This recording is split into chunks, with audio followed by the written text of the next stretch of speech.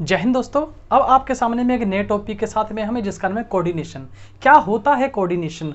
Coordination जो है सबसे इंपॉर्टेंट पार्ट होता है किसी भी मैनेजमेंट के अंदर में, क्योंकि कोऑर्डिनेशन क्या होता है, एक दूसरे के साथ में तालमेल। अगर हमारा एक दूसरे के साथ में तालमेल नहीं होगा, एक दूसरे के साथ में हम अटैच नहीं होंगे, तो हमारी जो प्रोडक्टिविटी होती है वो जितनी निकलनी चाहिए उससे भी कम निकलेगी। तो हम जान लेते हैं किस तरीके से वर्क करता है। एक्चुअली क्या होता है, मैथ के नियम के हिसाब से जो फॉर्मूला होता है वो होता है कि 2 + 2 = 4। बट इन कोऑर्डिनेशन अगर हम 2 + 2 करते हैं तो इसका आंसर हमारा 5 आएगा। इन कोऑर्डिनेशन मतलब कोऑर्डिनेशन के अंदर में 2 + 2 जो होता है 5 होता है। ये क्या कह रहा है? ये कह रहा है कि अगर इनपुट थोड़ा और थोड़ा होगा, मतलब इनपुट अगर 2 और 2 होगा और दोनों के बीच में क्या होगा, कोऑर्डिनेशन होगा, तो जो हमारा आउटपुट निकल के आएगा वो हमारे डिजायर से ज्यादा निकलेगा, मतलब कि ज्यादा होगा। 2 + 2 4 आना चाहिए था, वो आउटपुट हमारा एक्सीड होके 5 हो जाएगा। This is the power of coordination, जो कि कई जगह हमने सीखा होगा कि 1 और 1 मिलके 2 नहीं बल्कि 11 हो जाते हैं, इसकी पावर बढ़ जाती है। इट मींस इसकी पावर इंक्रीज हो रही है। यही कहता है कि अगर इनपुट कम है बट उनके बीच में कोऑर्डिनेशन है तो आउटपुट जो होगा वो ज्यादा होगा। मिनिमम इनपुट पे आउटपुट का ज्यादा होना रीजन कहलाता है कोऑर्डिनेशन। कोऑर्डिनेशन सिर्फ एक पार्ट नहीं है, कोऑर्डिनेशन कोऑपरेशन के साथ में आता है। कोऑर्डिनेशन का मतलब होता है एक दूसरे से तालमेल होना, बट कोऑपरेशन का मतलब होता है एक दूसरे का सहयोग भी करना। दो पर्सन के बीच में अच्छा कोऑर्डिनेशन है, ये ए और बी दो बंदे हैं, इन दोनों के बीच में कोऑर्डिनेशन तो बहुत अच्छा है बट कोऑपरेशन की भावना नहीं है एक दूसरे के अंदर में, तो इस वजह से भी मैनेजमेंट क्या हो जाएगी, फेल हो जाएगी और गोल को, जो हमारे टारगेट्स है उसको हम अचीव नहीं कर पाएंगे। बिहाइंड इसके पीछे रीजन क्या है? वो रीजन है lack of coordination and cooperation. Without cooperation, without coordination हम आउटपुट को नहीं बढ़ा सकते। तो अब हम इसमें पढ़ लेते हैं कि कोऑर्डिनेशन है क्या, इसकी डेफिनेशन क्या है। तो कहता है coordination is the essential of management. जो कोऑर्डिनेशन होती है इसेंशियल होती है। What is essential? Important, whittle, मतलब बहुत जरूरी चीज है किसी भी मैनेजमेंट के लिए। फॉर द अचीवमेंट ऑफ, किस काम के लिए? Achievement of harmony of individual. Harmony का मतलब क्या होता है? हार्मनी का मतलब इसमें क्या होता है? Good judgement. एक दूसरे के साथ में जो उसकी जजमेंट है वो क्या हो? गुड हो। गुड जजमेंट को कहते हैं हार्मनी। तो कोऑर्डिनेशन जो है इसेंशियल है, बहुत इंपॉर्टेंट चीज है किसी भी मैनेजमेंट के अंदर में, ताकि वो हार्मनी का मतलब है कि एक दूसरे की जजमेंट जो हो इंडिविजुअल की अच्छी हो सके टुवर्ड्स। इससे क्या होगा? वो एफर्ट्स करेगा किसके रिगार्डिंग में? ताकि वो एक्म्प्लिश कर सके। एक्म्प्लिश का मतलब होता है अचीव कर सके, किसके? ग्रुप के गोल को। अगर हमारा गुड जजमेंट होगा, गुड रिलेशन होगा, गुड कॉर्पोरेशन होगा, गुड कोऑर्डिनेशन होगा, तो एक इंडिविजुअल क्या वर्क करेगा? अच्छा एफर्ट्स करेगा ताकि हम एक्म्प्लिश कर सके, अपने गोल को अचीव कर सके। यही बात कहता है क्या चीज? कोऑर्डिनेशन। यही चीज हमारी कोऑर्डिनेशन है और यही हमको कोऑर्डिनेशन में समझना था कि कोऑर्डिनेशन किसे कहते हैं। आइए अब आगे पढ़ लेते हैं। कोऑर्डिनेशन की कैरेक्टरिस्टिक्स क्या है? कैरेक्टरिस्टिक्स का मतलब क्या है कि इसके अंदर में कौन कौन सी बातें इंक्लूडेड है, इसके फीचर्स को हम पढ़ लेते हैं। पहला फीचर्स क्या कहता है? Coordination integrated group efforts. आप लोग को पता है कि कोई भी मैनेजमेंट सिंगल एक पर्सन से काम नहीं कर सकती, उसके लिए कई सारे बंदों का ग्रुप चाहिए होता है। जैसे जनरल मैनेजर हो गए, सेल्स मैनेजर हो गए, और आपके प्रोडक्शन मैनेजर्स हो गए, रिसर्च एंड डेवलपमेंट्स हो गए, वर्कर्स हो गए, एम्प्लॉय हो गए, सुपरवाइजर हो गए, लीडर्स हो गए, डायरेक्टर हो गए, आपके सीईओ हो गए, जनरल मैनेजर्स हो गए। इन सबका ग्रुप एफर्ट्स है। ये जब तक सारे के सारे मिलकर काम नहीं करेंगे तब तक वर्क नहीं होगा। लाइक दैट, अगर मैं नॉर्मल एग्जांपल लेता हूं, अगर आप एक कार को ड्राइव कर रहे हैं और कार को ड्राइव करते समय में आपने गियर निकाल के अलग ही रख दिया तो आपकी कार नहीं चल पाएगी, या टायर निकाल के अलग रख दिया, या डीजल निकाल के अलग रख दिया, या इंजन में कोई भी ऐसी फॉल्ट हो जाती है पूरी की पूरी चेन में, तो कार आपकी नहीं चलेगी। इसका मतलब क्या है कि पूरी मैनेजमेंट उसी तरीके से है जिस तरीके से एक सिंगल कार को चलाने के लिए जिस तरीके से सभी इक्विपमेंट्स की और सभी चीजों की जरूरत पड़ती है, उसी तरीके से मैनेजमेंट को चलाने के लिए इन सभी चीजों का होना जरूरी है। तो पहला पॉइंट क्या आ गया कि मैनेजमेंट के अंदर में कोऑर्डिनेशन जो है वो क्या है? ग्रुप एफर्ट्स है। एक आदमी अगर कोऑर्डिनेशन करना चाहेगा तो कोऑर्डिनेशन नहीं हो सकती। इसके अंदर में कई लोग जब तक एक दूसरे के साथ में काम नहीं करेंगे तब तक ये पॉसिबल नहीं होगा। तो कोऑर्डिनेशन क्या हो गया? इंटीग्रेटेड ग्रुप एफर्ट्स, मतलब कई सारे लोगों का एफर्ट्स होता है, कई सारे लोगों का काम होता है, तब जाकर कोऑर्डिनेशन अचीव होती है। देन सेकंड पॉइंट क्या कहता है, coordination ensure unity of action. देखिए ये बहुत इंपॉर्टेंट चीज है, यूनिटी ऑफ एक्शन। एक डायरेक्शन में जब तक काम नहीं करेंगे, एक बंदे के बोलने पे सब काम नहीं करेंगे, तब तक काम नहीं होगा। अब बात करते हैं सर ऐसा तो नहीं हो सकता। भाई बिल्कुल हो सकता है, क्यों नहीं हो सकता। मान के चलिए कि एक किसी चीज को या कार को धक्का लगाना है। अब इस कार को अगर आप धक्का लगा रहे हैं मान के चलिए में, और दो बंदे आगे से धक्का लगा रहे हैं, दो बंदे पीछे से धक्का लगा रहे हैं, तो मुझे बताइए आउटपुट पूरे रात तक कुछ नहीं होगी। एक दीवार है उसको पूरे दिन धक्का मार रहे हैं, धक्का मारने पर दीवार कौन सी हिल रही है या कुछ हो रहा है या खिसक रही है, तो इसका मतलब क्या, हमारे जो एफर्ट्स है वो जीरो हो गए। तो क्या है, यूनिटी ऑफ एक्शन। जब तक हम सबके सब यूनिट वाइज मिलकर, जब तक एक होके जब तक कोई काम नहीं करेंगे, तब तक वो कंप्लीट नहीं होगा। बट होना क्या चाहिए, वो सेम डायरेक्शन में होना चाहिए, तभी जाके हम उसको अचीव कर सकते हैं। तो इसके अंदर क्या है, कोऑर्डिनेशन जो है कि यूनिटी ऑफ एक्शन है। जब तक मिलके काम नहीं करेंगे तब तक नहीं होगा। ये बिल्कुल ऐसा ही है कि अगर मान के चलिए 500 केजी का कोई सामान है और 500 केजी को किसी सामान को धक्का मारना, इंडिविजुअल एक आदमी धक्का मार रहा नहीं हिलेगा, लेकिन वही 10 आदमी मिलकर धक्का मार रहे हैं, पुश कर रहे हैं, तो वो आगे चला जाएगा। इसका मतलब क्या है, ये ग्रुप एफर्ट्स है। जब तक ये सारे लोग unity of action, group efforts इकट्ठे हो गए लेकिन एक डायरेक्शन में काम नहीं करेंगे, तब तक ये चीज नहीं कंप्लीट हो सकती। तो क्या कहता है, coordination ensure the unity of action.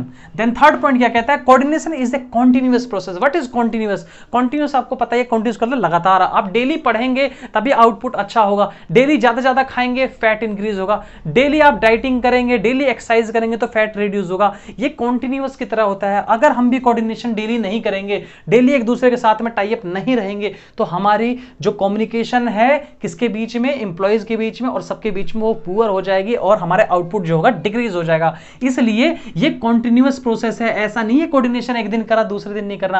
आपको हमेशा कोऑर्डिनेशन रखना पड़ेगा तब तक जब तक आप अपने गोल अचीव ना कर लो। गोल अचीव करने के बाद में फिर नेक्स्ट टारगेट बनेगा और फिर दोबारा कोऑर्डिनेशन और सारे के सारे स्टेप्स फॉलो होंगे मैनेजमेंट्स के। देन डी पॉइंट क्या कहता है, coordination is an all pervasive. Coordination हर जगह पाई जाती है, ऐसी कोई जगह नहीं जहां कोऑर्डिनेशन ना हो। अगर मानिए कोई डॉक्टर है, हॉस्पिटल के अंदर में ऑपरेशन कर रहा है, ऑपरेशन करते समय में जो नर्स है, जो इक्विपमेंट उसको प्रोवाइड करती है, जिसके साथ में उसका कोऑर्डिनेशन अच्छा है, अगर वो नर्स छुट्टी पे है और वो ऑपरेट कर रहा है या उसको कोई प्रॉब्लम हो गई और नर्स अवेलेबल नहीं है, उस कंडीशन पे उसको बहुत सारी क्रिटिकल चीज़ों का सामना करना पड़ सकता है। क्यों करना पड़ सकता है? क्योंकि उसके बीच में कोऑर्डिनेशन है। जैसे किसी और को उसके साथ में आप लगा के काम करवाओगे तो उसका आउटपुट वो नहीं निकल पाएगा, क्योंकि दो बंदों के बीच का कोऑर्डिनेशन अच्छा था। अगर जैसे दो बंदों के बीच का कोऑर्डिनेशन हट जाएगा तो काम नहीं होगा। लाइक दैट अगर मैं क्रिकेट की बात करता हूं शुरू में, तो सहवाग और सचिन का कोऑर्डिनेशन बहुत अच्छा था। जब दोनों को अलग अलग पारी से खिलाओगे तो हो सकता है कि आउटपुट ज्यादा ना निकले, इसलिए दोनों को एक साथ ओपनिंग पे भेजा करते थे ताकि आउटपुट प्रोडक्टिविटी ज्यादा से ज्यादा निकल सके। तो yes, it is most important, all pervasive, हर जगह होती है कोऑर्डिनेशन। कोऑर्डिनेशन ऐसी कोई जगह नहीं जहां कोऑर्डिनेशन ना हो, चाहे वो हॉस्पिटल हो, चाहे चैरिटेबल इंस्टीट्यूशंस हो, चाहे कोई फैक्ट्री हो, चाहे कोई मॉल्स हो, चाहे कोई शॉप हो, चाहे कोई हाउस होल्ड इनफैक्ट क्यों ना हो, कोऑर्डिनेशन मोस्ट इंपोर्टेंट होता है। कोऑर्डिनेशन अगर हर जगह नहीं हुई तो बड़ी दिक्कत आ जाएगी भाई, बहुत बड़ी प्रॉब्लम का हमको सामना करना पड़ सकता है। एक मैं लाइव एग्जांपल आप लोगों को देता हूं। बिल्कुल चिंटू के पिताजी ने चिंटू को अपनी पैंट दी कि बोला जा बेटा जा और जाके 2 इंच जाके पैंट छोटी करवा ला। अब चिंटू ने फटाक देनी अपने पिताजी की, चिंटू ने लिया अपने पिताजी का पैंट और पहुंच गया दुकानदार के पास में, बोला पिताजी का पैंट है, आप एक काम करो 3 इंच छोटी कर दो। उसने कहा भाई पिताजी की पैंट थोड़ी सी और ठीक ठाक हो जाएगी साइज के हिसाब से। तो चिंटू ने अपने पिताजी की पैंट दे दी, बोला जी एक काम करो आप इसको 3 इंच छोटा कर दो। और पिताजी ने पहले से ही क्या सोच रखा था कि 1 इंच तो मुझे छोटा कराना था, मैंने इसको 2 इंच बोल रखा है, और वो जाके आगे 3 इंच कह देता जी काम करो जी 3 इंच आप छोटा कर दो। उस टेलर ने क्या काम कर दिया, अपने एक और टेलर मास्टर था उसको बोला भाई साहब एक काम करिए आप इसको 3 इंच छोटा कर दो। वो टेलर मास्टर का क्या था, थोड़ा सा उसका दिमाग ऊपर नीचे हो गया, फोन आ गया, कन्वर्सेशन अच्छी ढंग से नहीं हो पाई, उसने क्या कर दिया गलती से 3 की जगह कुछ और सुन लिया, 4 सुन लिया, या फिर काटते समय उसने थोड़ी सी गलती कर दी कम्युनिकेशन ना होने की वजह, उसने कर दिया जी 4 इंची काट दिया। यहां इनको 1 इंची की जगह 2 इंची दिया, ये आउटपुट और ज्यादा हो गया। आप देखिए इनके बीच में क्या नहीं था, इनके बीच में कोऑर्डिनेशन नहीं था। इसने इसके साथ, इसने इसके साथ, इसके साथ में टाई अप नहीं किया। जितने ज्यादा चैनल बनते चले जाते हैं, जितनी ज्यादा लंबी टीम होती जाती है, उतना ज्यादा कोऑर्डिनेशन की जरूरत है। अगर ज्यादा लंबी टीम में अगर ज्यादा कोऑर्डिनेशन नहीं होगा तो आउटपुट हमेशा 0 ही निकलेगा। ये मोस्ट इंपोर्टेंट पार्ट है। तो जो कोऑर्डिनेशन है इसेंशियल है हर किसके लिए? हर मैनेजमेंट के लिए और ऑल प्रोवेसिव है। आगे पढ़ते हैं क्या कहता है। कहता है coordination is the responsibility of all manager. भाई बिल्कुल है रिस्पॉन्सिबिलिटी, कोई ऐसा मैनेजर नहीं जिसकी रिस्पॉन्सिबिलिटी ना हो। अब देखिए इसके अंदर में मैं लाइव एग्जांपल लेता हूं। एक प्रोडक्शन वाला बंदा है, एक आपका सेल्स वाला बंदा है। इन दोनों के बीच में क्यों कोऑर्डिनेशन होना चाहिए? प्रोडक्शन के लिए 10 यूनिट्स दे रखे थे कि आपको यूनिट्स नंबर 1 to 10 तक टोटल 10 यूनिट आपको प्रोड्यूस करना है, और सेल्स वाले के पास में किसी 2 यूनिट की सेल आ ही नहीं रही थी। तो ये क्या करेगा, इसने इसके साथ टाई अप नहीं किया और इसने उस 2 यूनिट को जिसकी सेल मार्केट में नहीं है उसको बहुत ज्यादा मात्रा में बना दी। तो क्या होगा, कंपनी का लॉस बियर करना पड़ेगा। क्यों बियर करना पड़ेगा? उस प्रोडक्ट को बना दिया भाई जिसकी डिमांड है ही नहीं, मार्केट में बहुत कम है। तो इसके लिए इन दोनों के बीच में कोऑर्डिनेशन होना बहुत जरूरी है। और इसके बीच में स्टोर वाला भी बीच में आ जाता है। स्टोर जो भी सारे माल को स्टॉक करके रखता है, जिसे स्टोर कह सकते हैं, स्टॉक कह सकते हैं, ये सब। तो इनके बीच में इनका होना जरूरी है। क्यों? क्योंकि इससे टाई अप करे, जिस प्रोडक्ट की सेल्स कम है उस प्रोडक्ट को प्रोडक्शन वो क्या कर दे, कम कर दे, रिड्यूस कर दे, मिनिमाइज कर दे। अगर नहीं करेगा तो कंपनी को क्या झेलना पड़ेगा? लॉस झेलना पड़ेगा।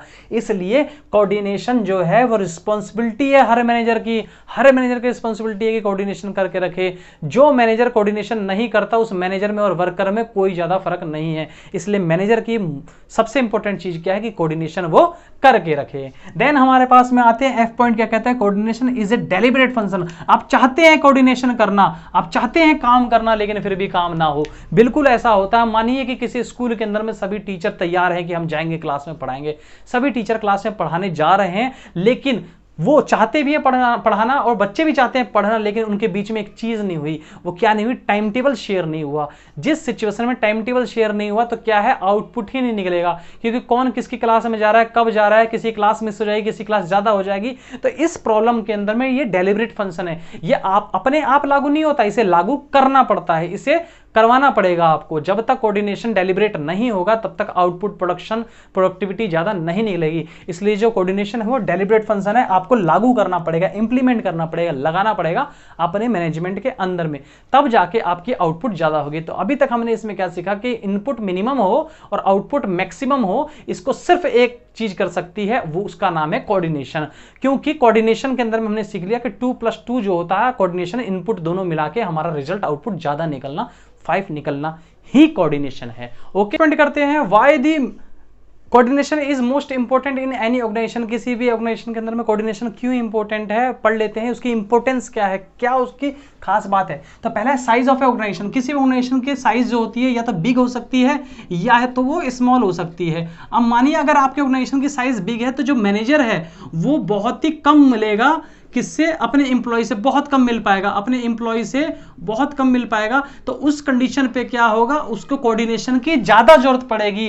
लार्ज ऑर्गेनाइजेशन, बिग ऑर्गेनाइजेशन में ज्यादा कोऑर्डिनेशन की जरूरत है, क्योंकि वो हमेशा एक दूसरे से क्या नहीं हो पा रहे हैं, एक दूसरे से मिल नहीं पा रहे हैं, एक दूसरे से गेट टुगेदर नहीं कर पा रहे हैं। और जहां स्मॉल होती है, आप समझिए कि स्मॉल ऑर्गेनाइजेशन इतनी सी ऑर्गेनाइजेशन है, उसके अंदर में जबकि भी एंट्रेंस से जा रहा है, मैनेजर का कैबिन है, मैनेजर साफ देख रहा है, एम्प्लॉय से कुछ भी कन्वर्सेशन करना, उसने बुलाया और बातचीत करी तो कोऑर्डिनेशन ज्यादा हो गया। तो जिस ऑर्गेनाइजेशन में, स्मॉल ऑर्गेनाइजेशन हो या छोटे ऑर्गेनाइजेशन हो, उसके अंदर में कोऑर्डिनेशन की जरूरत ज्यादा नहीं पड़ती है। लेकिन लॉन्ग ऑर्गेनाइजेशन में, बिग ऑर्गेनाइजेशन में और इसके अंदर में ज्यादा कोऑर्डिनेशन की जरूरत पड़ती है, क्योंकि हम बार बार उससे रूबरू नहीं हो पाते, बार बार हमारा पर्सनल जो अटैचमेंट है और गेट टुगेदर है वो नहीं हो पाता है, इसलिए जरूरत पड़ती है। तो ऑर्गेनाइजेशन के ऊपर में डिपेंड करता है। देन दूसरा है फंक्शनल डिफरेंशिएशन। इसका मतलब ये होता है कोई भी ऑर्गेनाइजेशन किसी एक इंडिविजुअल के इंटरेस्ट को हमेशा क्या फुलफिल नहीं कर सकती। हर इंडिविजुअल के इंटरेस्ट को, मतलब ऑल पर्सन, जितने भी पर्सन हैं उन सबके इंटरेस्ट को, उन सबका जो उनका इच्छा है,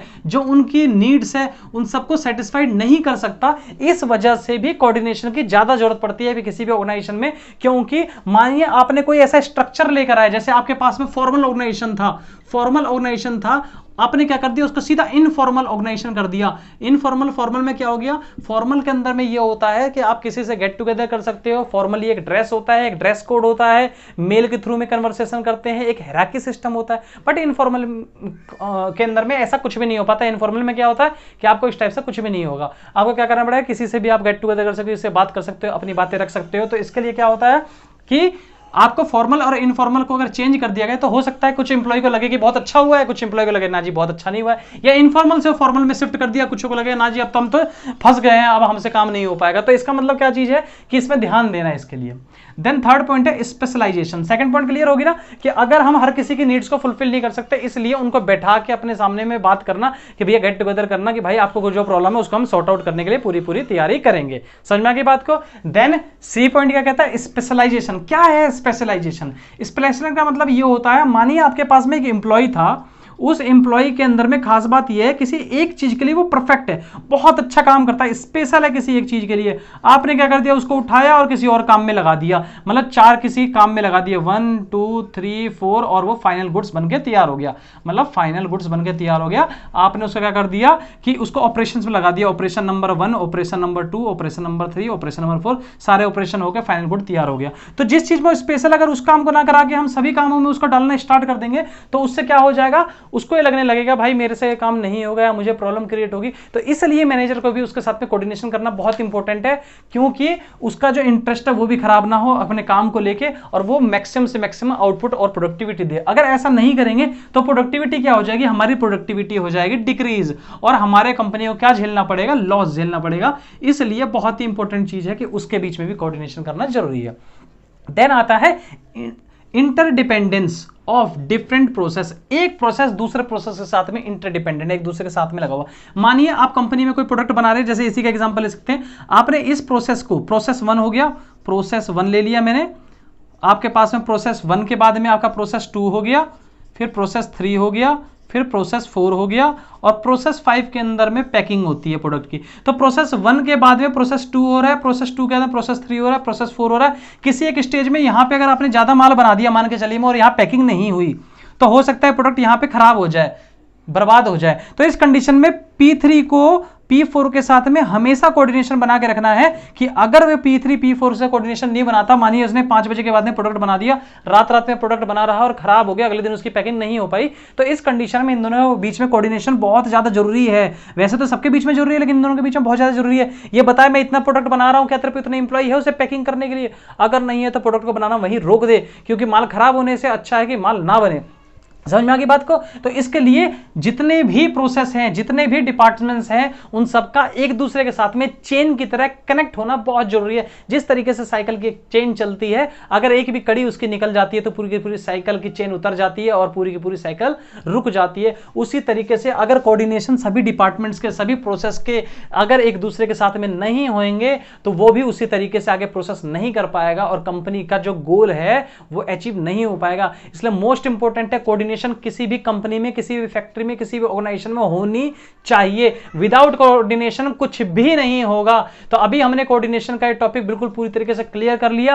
आने वाली कई सारी वीडियो के अंदर में हम आपको बहुत सारी इंफॉर्मेटिव इंफॉर्मेशन देने वाले हैं, और बने रहिए हमारे साथ वीडियो के अंदर में। और हमारे चैनल को अगर अभी तक आपने सब्सक्राइब नहीं किया तो कृपया करके सब्सक्राइब करें, ताकि बहुत सारी वीडियोस, बहुत सारी ऐसी इंफॉर्मेशन आपको मिलेगी जो कि आपको और यूट्यूब चैनल्स पे आज तक नहीं मिली होगी। तो आज ही हमारे चैनल को सब्सक्राइब कर सकते हैं और ज्यादा से ज्यादा शेयर कर सकते हैं, ताकि जिन लोगों को हमारे चैनल के बारे में नहीं पता या जिन लोगों को इस चीज की नॉलेज नहीं है, उनको भी हमारे टाइप से नॉलेज पहुंच सके। और आज हमारा देश जो है कोरोना वायरस को लेकर लड़ रहा है, इस वजह से मुझको ऐसी इंफॉर्मेटिव इंफॉर्मेशन बनानी पड़ रही है और मुझे ऐसे क्लास लेनी पड़ रही है, ताकि उन बच्चों तक भी ये क्लास पहुंच सके जिनकी पेइंग कैपेसिटी नहीं है, या फिर जिनके पास में ट्यूशंस वगैरह के भी बैचेस के पैसे नहीं है, ताकि उनके लिए भी ये फायदेमंद हो। तो आप इस चैनल को सब्सक्राइब कर सकते हैं और उनको भी शेयर कर सकते हैं, ताकि हम बेस्ट तरीके से उनको बेस्ट मेथड से उनको टीच कर सके, समझा सके। पढ़ेगा इंडिया तभी तो बढ़ेगा इंडिया। जय हिंद, जय भारत।